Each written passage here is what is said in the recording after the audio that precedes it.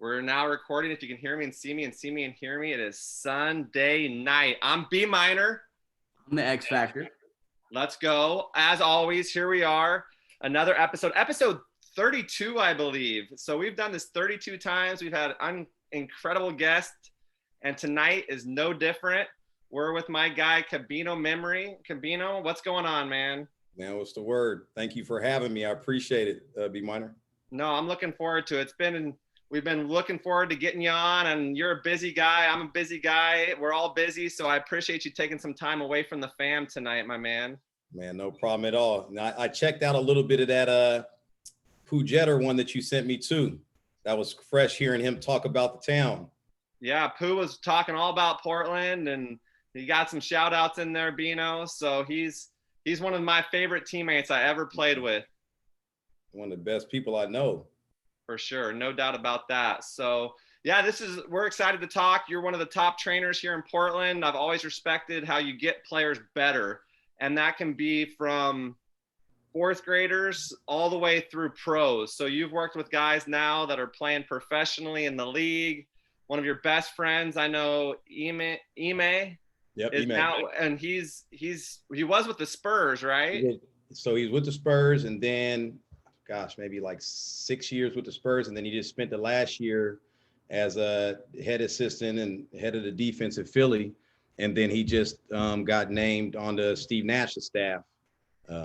It's moving fast. It won't. Hey, that guy will be a head coach, no question. It won't be long until you see that name as a head coach in the league, no question. He's one of the best. Done stuff with Pop with Team USA for like the last maybe 4 years. Yeah, he's representing for sure, man. You've also worked with guys like Terrence Jones and Terrence Ross and Mosier, Nigel Williams-Goss. He's a pro, right? Yep. Just texting with him yesterday, man. He's down working with my man Spider. He's down working with Donovan Mitchell and Royce. They down to like Miami or something. Wow, yeah, there hasn't been a whole lot of people to come out of Portland to play in the NBA, but if they've come out of Portland in the last 15 years, I'm sure you've worked with them. Yeah, I had a chance to see them. Yep, definitely. It's just relationship based, being in the trenches, being around the game. I feel like when you get in the right current, you get around the game like that type of stuff happens. Those fortuitous meetings, and if you know what you're doing the right stuff, you get a chance to keep getting around these type of players and have these opportunities. And I know you got a great story. You grew up in the Portland area, went to a couple high schools in Portland, and you played for a variety of different levels of college basketball. Tell us a little bit about your journey from Portland to junior college to NAIA. Tell us about your journey there, Bino. Now I played JV basketball as a junior. Wow. So I transferred from Jefferson, and I'm swinging JV and varsity as a sophomore at Jefferson. So, I mean, put that in perspective. Now I transferred to Cleveland. I'm thinking, okay, well, I'll be a main cog on the varsity. Nah, I got taught a different lesson. And the time that was like career suicide for basketball in my mind. But looking back now is the best thing that ever happened for me because it allowed me to play point guard, which I probably would have never got the opportunity to play if I would have went right to varsity at that time, but got to learn that position, which helped me to prolong my career in college. And so went to College of the Desert my first year in California, had to write like 40 letters and had, I think College of Siskiyou and Feather River and like College of the Desert only schools that hit me back, and go down there, take a little visit on my own, prove myself to the coaches, get to come down for a year. And I ended up transferring back here and played at Clark College with a couple of my high school teammates, or one of them, Leonard Prescott, who his name that don't get mentioned much, but man, if Leonard was around in these type of days, he'd be as heavy as some of those other names. He was like a Rondo type body, really big hands, long arms, could palm the ball off the dribble, really good shooter, but he ended up going to North Dakota State, which at the time was D2, but now is D1. But then went to Belmont Abbey College my junior year in North Carolina. One of our coaches, Hosney, went out there, and so I went there, and then came back and played at Cascade College in the Cascade Conference with Man Love. Man Love was a man, a beast. Cascade College, because I was at SOU, for Yep. 5 years. Remember. So I know the Cascade Conference and Cascade College. So competitive. NAIA, people don't understand what a high level the NAIA really is. Yeah, so competitive. It was like a really fun experience, and I know you know it, man. But it's like there was D1 guys there, like on the Cascade team I had. I think there was 4 Division I transfers that came back down to that NAIA school. So really competitive. Oh, and then OIT, you're gonna be in a battle with them every game. You guys coming down to Ashland. Yeah, it's just, and then College Concordia of was Idaho and they were Albertsons at the time. Albertsons College, yeah. Yeah, but it was really competitive. Just good basketball. But you said it right, man. Like just kind of journey to the center of the earth type of basketball trip I've done all around all the different levels. I believe shaped me and taught me the lessons that I needed to learn to be a coach. So I got to be around different coaches, different methods, what to do, what not to do. Like one of my assistant coaches in my junior year of college was Gannon Baker. Are you aware who that is? Oh, So, yeah. Gannon Baker's a big name. Yeah. But see, Gannon in 1998, when I'm going to college, he's known like there in Virginia and where he's from, because he's from the same place where Allen Iverson's from, Hampton. Okay. But if out there he was known, he'd already kind of been doing that, but he was a college coach. But that was one of my assistants my junior year. You get what I'm saying? Gannon went off coaching at Coastal Carolina after that, and then doing training. We essentially got into doing training around 2001, 2002 at the same time, but he had kind of already been doing it before. But I'm just showing you these meetings. How do you make this stuff up? And Gannon is like, one of the top dudes to do this around the world, not just the nation. No doubt. Gannon does it all over, and just that's what I've learned is the coaching circle is so small, so tight. So that's why to have staying power and longevity, you have to do the right thing. You have to treat people right. Yeah. You can't. Yeah. I mean, you can know a lot about basketball, but it's like you got to know about basketball, know how to be, good around people, because it's a people game. It's not game, but like relationship based. And if you don't know how to treat people, you can know all you want about basketball, but like people are going to eventually not want to deal with you.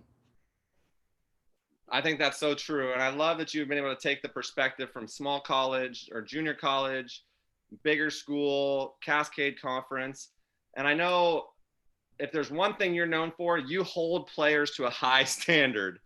And you chuckle a little bit, but that's because you get the most out of guys. I think that's something that there's nobody that can say you don't push your players.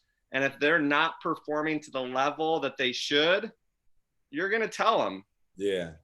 Well, you got, man, I know you in 2020 and everybody listening, I mean, that's not the norm in today's day and age. That was something that was the norm for me growing up. I feel like that's the right way to do it in my eyes. And so I'm not afraid to do that, but it's tough in today's age because, if there's 10 people or 10 coaches, 10 teachers, 9 of them potentially are not taking that approach. They're figuring out how to kind of be just friends, for lack of a better term, with the players instead of teaching. And if you want to pull the most out of them, it's going to be uncomfortable. I mean, we know that as players when we were players. And, you think back to some of your teachers. I think I heard Bob Knight say this one. It's like, what teachers do you remember? The ones that push you the hardest, not the one that you could ease and breeze through class. So that's the stance I've taken with these. So, man, to hear other coaches or people recognize that means a lot to me, because I want to pull the most out of each player that I work with, regardless of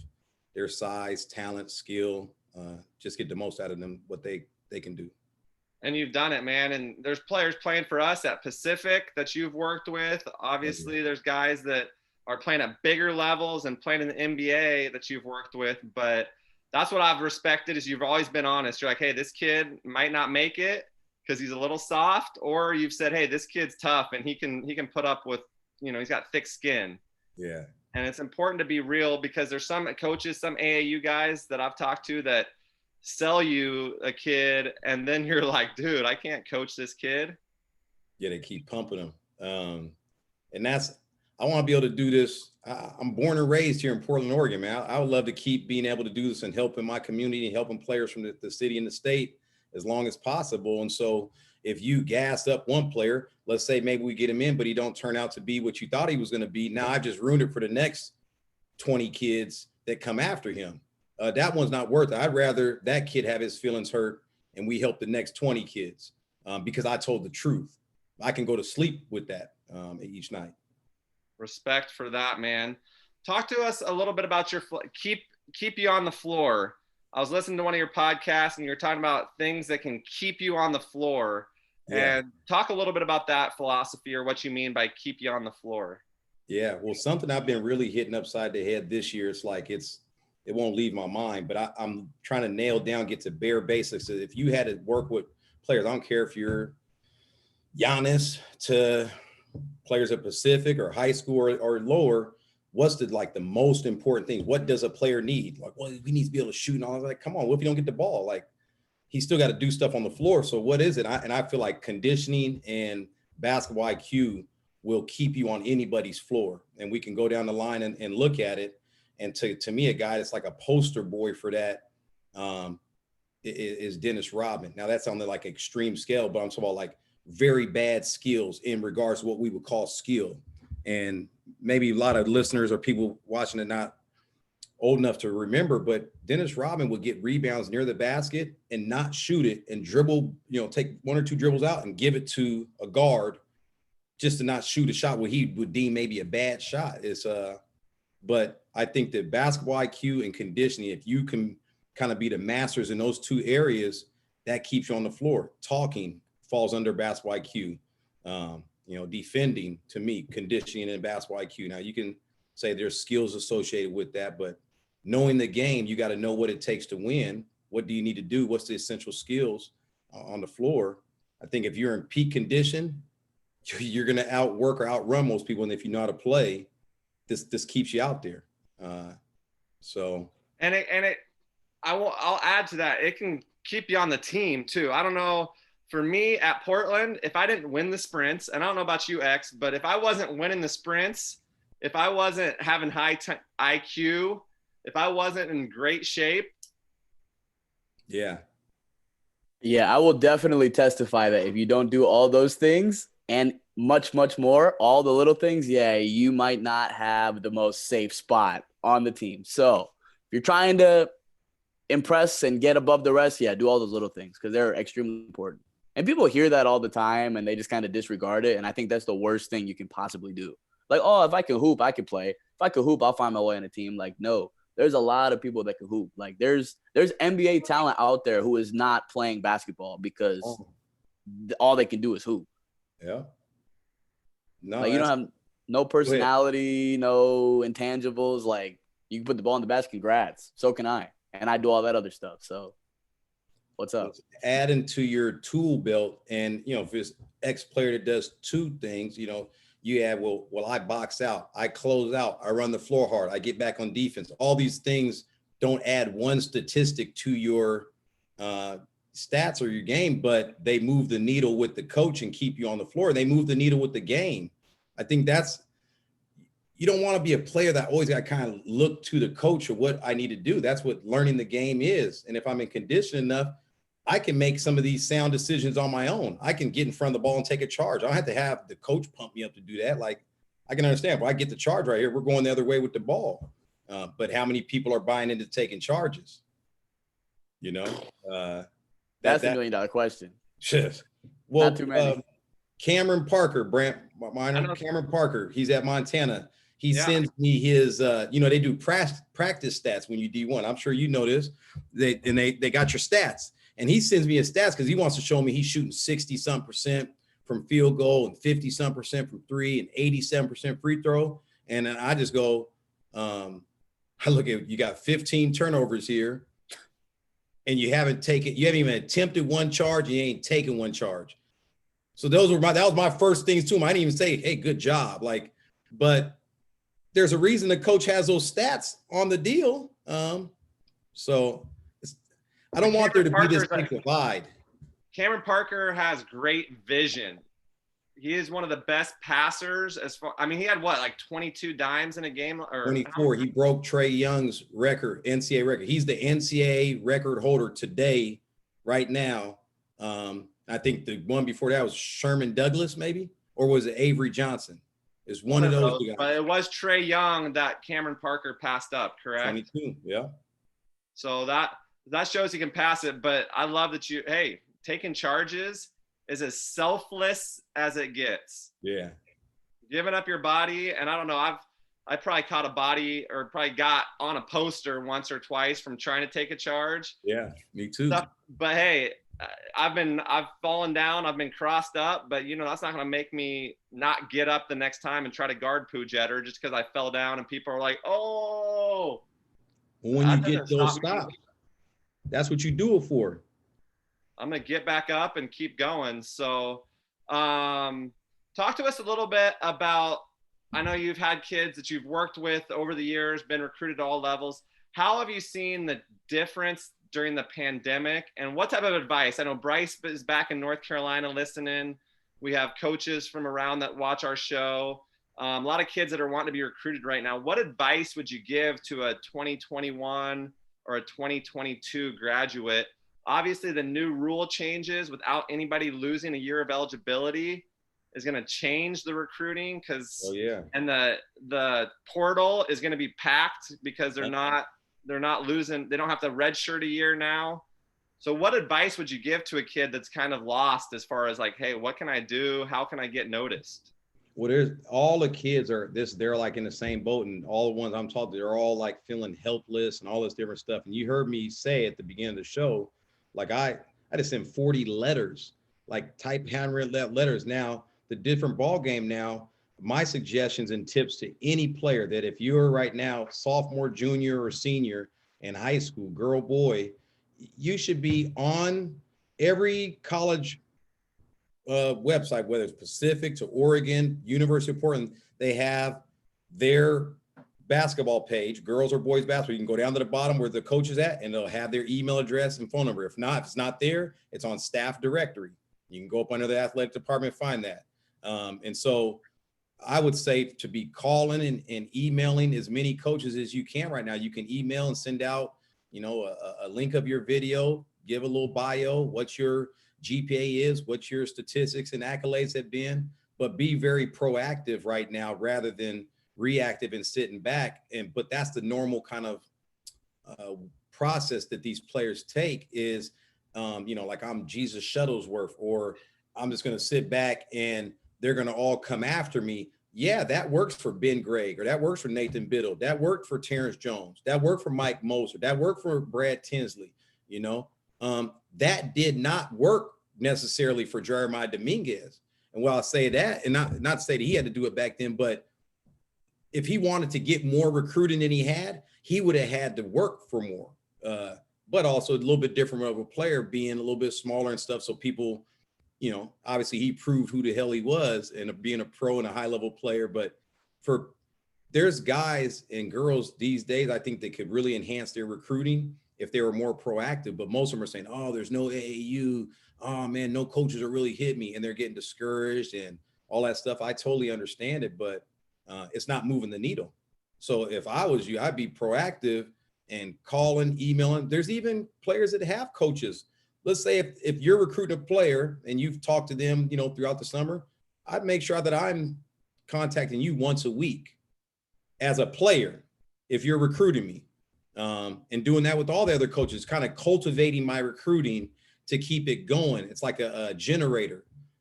So this is the advice I give to players that work with me, but the vast majority, I believe, around the nation are sitting back and maybe whining or mad that AAU's not taking place or the coaches can't come out, but it's not going to move to recruiting unless they do some work on their own.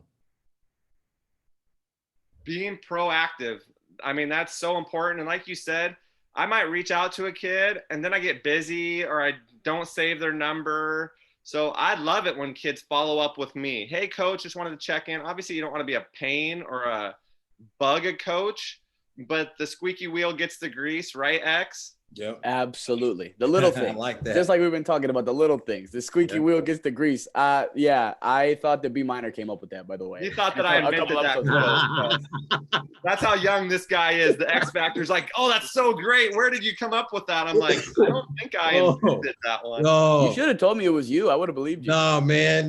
He couldn't do that because then I had to bust your balls, man. Right? It's not me, but that is so true. The squeaky wheel does get the grease. So the kid that's like, hey, coach, checking in with you, being proactive. Like you said, if you're 6'11" and can really shoot it like Nate Biddle, you don't need as much recruitment assistance. Yeah. But for the average, normal, I'm not saying, well, Nate's not normal. He's an anomaly.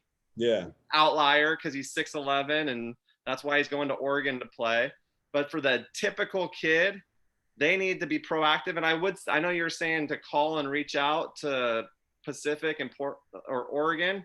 I think they need to be really realistic. If they're an recruit, they don't need to reach out to me at Pacific. If they're a Pacific type recruit, they don't need to spend their time reaching out to you about Oregon. 100%. Yeah, I don't want to get that misconstrued. I'm just naming the schools that you had. Like if you're a kid, is maybe you got 1 or 2 Division I offers and you seek to get some of the above, I think that might help you being proactive to that next level above. If it's low major, mid major, but that's another thing is humility. Let's say I'm a player. There are players in the state of Oregon that are been all league in junior year and now going in their senior year, and they are known as good players, maybe even like honorable mention all state, but they don't have any offers. I'm going, well, why not just contact a bunch of NAIs and maybe some D2s, and you can get some offers there. And even though your goal is D1, but now we're kind of taking some steps up in that direction instead of just having nothing. Just nothing. So yes, you got to get in where you fit in and do it at the level where you're at. And humility is a big part of that, which is hard. Yeah. I mean, I got players that are telling me, man, I believe I'm D1. I said, well, who recruiting you? Well, this one called. I talked to them. They ain't offering you. So you don't have an offer. So what are you going to do? Well, I really believe this. Well, why aren't the D2 schools offering you at least? Because if you're way better than them, they should be offering you. Like, no, they're not offering you. That's alarming. Because they've seen you here, they've seen you play. So I love that. Get in where you fit in. Yeah. Get in where you fit in. And that's something that so many kids, if you don't have a D1 offer, you're probably not a D1 player, because D1 players are getting offered when they're sophomore year, at least. Sophomore year. If you're a junior or senior and you don't have a D1 offer, you need to open up your recruiting. Drastically, expeditiously. And we need to stop this notion too. Society needs to stop the notion of D1 or bust. Like if you're not going D1, then you're just terrible. Like there's so much value in getting in how you fit in, just how you said. Like you're going to throw away a whole career, a whole college basketball career, and something you're going to remember for the rest of your life, and you're going to be a better person for just because you feel like you're D1. Like, come on, you know what I mean? It sounds silly on the surface when you say it, and I know emotions get in the way and this and that, but I mean, just listen to the way it sounds. It doesn't sound good. Yeah. Nah. I played my junior year at Belmont Abbey against a player named Junior Harrington. You might not remember it. I know Brant might remember. He played for the Nuggets. He actually started at point guard for the Nuggets. He was back there, I want to say, when like Melo was there and like J.R. Smith and those guys, but just a tough guard, maybe about 6'2", 6'3". You remember Devin George, D3 player. I mean, there's, and then all the Blazers that played in the 90s, from Terry Porter to Jerome Kersey, to Kevin Duckworth, all them dudes played at D3 or NAIs or Division II schools. Dennis Rodman, Charles Oakley, Ben Wallace, Black College. I mean, for me coming up as a player, when I started seeing that opened my eyes to go, you don't just have to be that. You could still keep moving. You just got to perform. And in today's day and age, I think there's even more opportunities for players. I just wish they would be more open-minded, because it's like a player going to overseas and to the G League, and then they make it to the NBA. They're in the NBA now. What does it matter which path they took to go there? That's how my guy Ime had to do it, but then he stayed there for 8 years. So sometimes you're not going to come in the normal path. And that's all right. Success isn't a straight line. Come on now. Success is not a straight line. Some people think, I got to do it this way. I got to go here. I got to do this. And I know the X Factor and I both played Division I, so I don't want to say. I mean, I could have gone smaller schools and played more, but it's all about the right fit for the right kid. And I knew I wanted to be a coach. I knew I loved the University of Portland. I wanted to be in Portland. I didn't want to be in downtown, so I didn't like Portland State as much. Yeah. But the fit for at UP was right for me. And I know DePaul. Are you having a good time at DePaul, X? That would be an understatement, Mr. Minor. This guy loves it, and that loves life and loves being able to be a Division I athlete. But it's all about the right spot for the right kid. And some kids think, oh, I want to go D1, and they end up going somewhere they don't like just because it is D1, or, you know, it's all about being happy. And so my advice, go somewhere you're wanted. Heck yeah. And so I'm recruiting kids, and they're like, well, I'm kind of holding out, waiting. Maybe I might get an offer. And now it's with the way COVID's done recruiting, probably not going to happen. Probably not going to get that offer. Yeah. So go somewhere that's been building that relationship. You know, I write a lot of letters. I know you said you wrote letters to college. I write a lot of kids' handwritten notes. That's kind of unusual, kind of uncommon.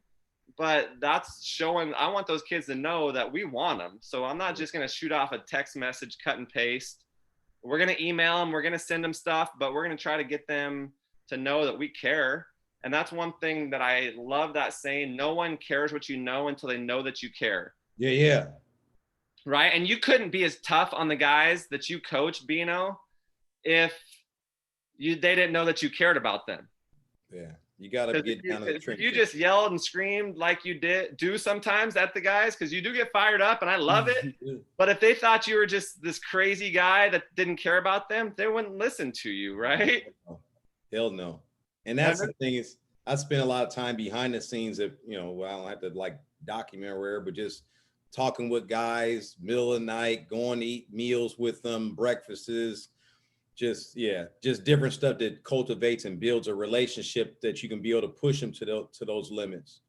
And I want to say, too, to everybody listening, there is nothing wrong. This is coming from a current college basketball player. There is nothing wrong with tough love and coaching. The yelling, the screaming, all that stuff is good. Like, obviously, in the moment, you're not trying to get yelled at. Nobody's trying to get yelled at, but it's for the greater good. And I hear too many people, like, I don't remember who exactly it was, but I remember going around not too long ago. It was like controversial thing about like a coach yelling or something. Like there was like a video of a coach yelling, and everybody was like, oh my gosh, I can't believe they're being so hardcore and blah, blah, blah. Like that's necessary. I mean, certain people respond in certain ways to certain coaching. So if that's how you respond, well, of course the coach is going to yell at you to try to get the best out of you. Zero wrong with it. You worry when I'm not on you.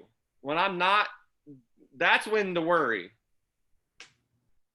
Yeah. As long as I'm on you, as long as I'm wasting my voice and getting hoarse, trying to get you to do what I want you to do, that shows that I care. And yesterday we had a call with me, and Bryce, my guy who's watching now, didn't have a notepad. And I was like, I want to help you out. Here's a tip. and that was kind of tough love almost, because I just met the guy. And I was like, Bryce, I want to help you, bro. Here's a tip. Right? Here's a tip for you. Take notes. Be ready. And I'm going to call on him here in a second. He's going to ask you a question, because I said, come ready with the question. And that's just me wanting to help, right? Like, that's not me being a jerk. That's because I care about these kids. I'm going to be real. I'm not just going to sugarcoat stuff or not tell it how it is. Here's some tips of how you can get better. But give us a quote or something. I love the one you did. I quoted you.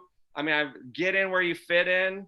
Sounds nice. Make it twice. Get in where you fit in. Man, I just be pulling some of this stuff right out the top of pulling it right out of my butt, man. Like, it's just the time. But I'll tell you one, not use this. I learned this, man, when I first started my business. A guy, he worked at Intel. I was coaching. His son's name was Spencer Chris. What was his name? Last name Chris. Worked at Intel. You know, he's a business guy. I'm just a young 25-year-old young buck. I just want to do basketball. And he told me, if you fail to plan, you plan to fail. You fail to plan, you plan to fail. And then part of what you're saying there to Bryce, like not taking notes, like you already planning to fail, because there's no plan in place. The plan is taking notes. I want to learn. That's why I'm sitting here listening to B Minor talk and the X Factor. And I love talking basketball, so I can learn from a damn 8-year-old. It don't matter to me. I'll learn a perspective. I was watching The Pursuit of Happiness before I came over here. That I've seen the movie probably 10 times, but watching it with my son, just trying to put him on some new stuff. Yeah, it's like I try to find some lessons in everything, man. That's keeping these notes on my phone or notes in my notepad, being just a lifelong learner. So important. So important. I think failure to plan, and you might not always stick to the plan. And some people are like, well, but if you don't have a plan, it's not, I mean, you go into battle, you go into war, you know, like military, like actual war, you got to have a plan. That doesn't mean you're always going to stick with it. You got to be able to adapt and adjust it, but you got to start out with a plan, because if you don't know where you want to go, you're probably going to end up somewhere else. And I think that's so important.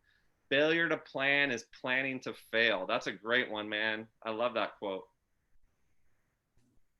X, you got something? You got a quote tonight? What do you got? What are you bringing to the table? You know I've got one for you, man. And the one that I have this week is something that's actually been pertaining to my life recently. So all my life, I really like to sleep in. I've just been a big fan of it. I haven't got to do it too much, honestly, especially during basketball season. But anytime I get the chance to, I sleep in, right? But as of recently, I had a change of heart. And this is where my quote comes. The early bird gets the worm. It's so true. Like, as I've been waking up earlier, I've been so much more productive. And it only makes sense, right? Because now you have more hours in the day to get things done. So me waking up early, and honestly, like, I think that I'm more motivated in the morning. And I realized that. I didn't know it before. But when I wake up, I mean, around, if I wake up at like 7 o'clock, 8 o'clock, I mean, of course, like when you wake up, immediately you're like, ah. But then once you get out of bed, man, you feel so much better than if I'm going to wake up at like, before I was waking up at like 10, 11 o'clock if I could. Like, now I burnt up the whole day. Yeah. You know what I'm saying? So if I can give advice to people, wake up as early as possible. Still get your sleep, though. So go to bed early. But, yeah, try to wake up early. Early bird catches the worm. This one I got, that's good. I mean, that's kind of like the squeaky wheel gets the grease. I mean, it's a classic saying, but it's echoes so true today. If you show up early and if you're early, you're on time. If you're on time, you're late. And if you're late, you're screwed. And I think that's something that we preach in our program is be early, because you never know when you're gonna be able to get on the court 10 minutes early, or when you're, something's gonna come up that you have to be early to respect everybody else's time. That's one thing Coach Lunt doesn't mess around with. If you're late, not good. Here's one that I got for us tonight. My mission in life is not merely to survive, but to thrive. And I felt like that one would hit tonight, because so many people right now during this pandemic are just trying to get by. And I don't want to just survive. I want to thrive. I want to come out of this thing so much stronger and so much better and people are like, oh, you can't do this. And I've always been told you can't play D1. You can't do this. You can't be a college coach. You can't start a business. I don't listen to those people, but I don't want to just try to get through this thing. I want to be way better after this than I was going into it. And so I could make excuses. I could get bitter, or I could get better. And that's what I've been working on, is trying to get a little better than I was yesterday, every day. Just a little better. It's not a get rich quick. It's not change overnight. It's not going to be, it's that crock pot mentality, slow cooked, process driven. So not just surviving, I want to thrive. Not just survive, I want to thrive. And I want people that I know and people that respect me to say, man, you're getting a lot of stuff done. And that's something that I've been working on. I've probably met, Bino, 200 to 300 new college coaches during the pandemic over Instagram, Twitter, just connecting with people. We started this podcast. We're trying to get better. And that's something that we're emphasizing, is the positivity, not looking at the woe is me, I'm so sorry. Not get caught up in being sorry for yourself, because everybody's going through this. And I love the saying that 80% it's like 20% of the people don't care about your problems, and the other 80% are glad that you got them. Yeah. Right. So just, if you're listening to those people, there's people that are happy that you have problems, but don't just try to survive through this thing, because we don't know how long this is going to last. Not at all. Because what was it? About 9 months ago, they said it's going to be a 2-week flattening of the curve, right? And that was 9 months ago. Yeah. So we don't know how long this thing's going to last. So we can either pout and moan, and it's kind of like kids. I didn't ever show any type of bad body language, because that's not going to help you get more playing time, right? So if you come out of the game, never have bad body language, because body language screams. Doesn't speak, body language screams. And so I worked really hard when I was in college, always like the X factor, hyping up my teammates, clapping, cheering, and never having that woe is me attitude, because it's not going to help anything. It's not going to make it better. So why not try to do things that are going to help make me better? And I just don't want to survive. I want to thrive. Yeah, I like that. So now I'm going to go over, Bryce, your time's coming, and I know that you've been prepared for this, Bryce. So go ahead, unmute. Let's hear a question you have for Coach Memory. I got to unmute you. Okay, you're right. Okay. Good point. Now you should be able to unmute. There we go.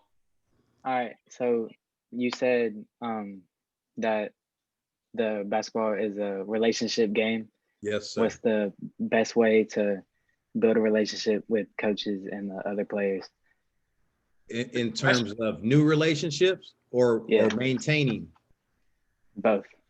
Well, new relationships, I mean, I think when you come in the presence of other coaches or players, just be open, use your mouth. I think in today's day and age, not a lot of coaches or players talk a lot. So just being warm, introduce yourself, get to know people, get their number, pass on your number and stay in contact. If that's meeting somebody new in terms of relationships you got, keep cultivating the relationships, get to know them, get to know people outside of off the court, go to eat and talk basketball, but just it disarms them a little bit. Sometimes if you're as a coach and talking to a player when you're on the court, there can sometimes be a little tension there or whatnot, but when you guys get off the court and you're having a meal, that subsides. Now we're just talking. They get to see you in a different light, and that builds that relationship. It's like what B Minor was saying earlier. If you really want to be able to challenge a player and get the most out of them, they've got to know you care, and you got to spend some time with them. That's the most valuable asset we got on this world, and that we also can't replenish. So when you give somebody your time, it's very, very valuable. That's a big statement that you're saying to somebody. That's huge, I think. And that's why we appreciate you taking some time tonight, Bino. You're cultivating this relationship for sure. And you always have. You've always gotten back to me when I've reached out or asked about a kid. And that goes a long way, right? I mean, I don't want to never be that dude, man. Like, you got to understand, man. Like, I got a lot of people's number in my phone, whatever you want to say, level or big, but I've had people I contacted or just, I consider myself just a regular person. And then they kind of big time me. And then I contact somebody that I can set that everybody here be like, man, they're big time. And like, this person hits me back in like 30 minutes. I'm going, yo, he's on a private jet somewhere. Like he's cutting some deals. Like you don't need to hit me back. But that taught me is just the importance of relationships. Don't look at people, he's low or he's big and high, these are all people, man, and treat people how you want to be treated. I've been big time before. It doesn't feel good. So I don't ever want to do anybody like that and get back to people. Plus, you're in a position to help youth in our community. A job that I'm doing is to help youth in our community. We can work together. This isn't like gang banging. You're not a Crip and I'm a Blood. So we're working together, man. For sure. I think that's so important, that how do you treat somebody that can give you nothing nor take anything away from you speaks volumes about your character. Yeah. Right? Like if you think, oh, this guy's a big time, I'm going to get back to him, but this guy is only a D3 coach, I'm going to blow him off. That's not the way the world works, right? Like good people are good to people who can give them nothing or take anything away from them. So if you treat the president one way, but then you're just a jerk to the custodian, that speaks volumes about your character. Come on, man. Yeah. 100%. You don't know the custodian got all the keys. You got to be nice to the The custodian, custodian got right? all the keys. Like, I'll Or tell you a people in story. the cafeteria that are serving your food. Some Come people on, are man. rude to them. That's the worst one. You do not want to be rude to the people that are dishing your food. Bryce, this is for you, and it's going to help everybody out. So you talk relationships. Garrett Jackson, he went to Westview High School. He tells me, oh man, I'm like, yo, you need to get on the gun. Well, I can't get in the gym there. It's illegal. You can't get in the gym at this time. That's my phone, man. Oh, no worries, no worries. I can't get in the gym. And so I'm like, what are you talking? You can't get a gym, man. Just go before school. He's like, nah, the janitor won't let me in. Man, you better bring the janitor coffee or a donut, maple bars, figure it out. So he goes and talks to the janitor. What's the janitor do? Janitor's going to let him in at 7 each morning. He commences to make him 500 jumpers for about 2 or 3 months. His offers go from UP, St. Mary's to like USC, Pac-12 and whatnot. But him building that relationship with the janitor, the custodian, changed his life. You know where Garrett went to USC and he went to St. Mary's. You know where Garrett's at now, Bryce? Garrett is an assistant coach at San Antonio Spurs. He's a video coordinator. Awesome.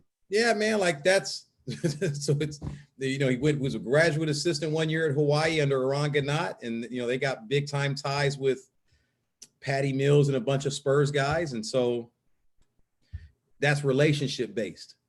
That's not obviously knowledge helps you and stuff, but it's people know Garrett's a good guy, but he's been able to connect with the right people, and you get in the right current. And this is the stuff that happens if you really care about the game and do people right. I've heard people say that it's not what you know, it's who you know. And I think it's both though too.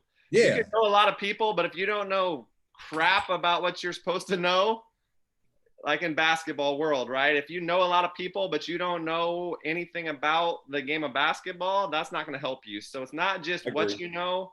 It's not just who you know. It's who knows you. Yeah. Also, not just who you know, it's who knows you and who's going to think about you when it comes time to hire for a job. Yeah. Hey, Coach, I really do appreciate you taking the time tonight. I love chopping it up with you, man. I was listening to your podcasts and some of the stuff you've done with, we were talking about Espinoza.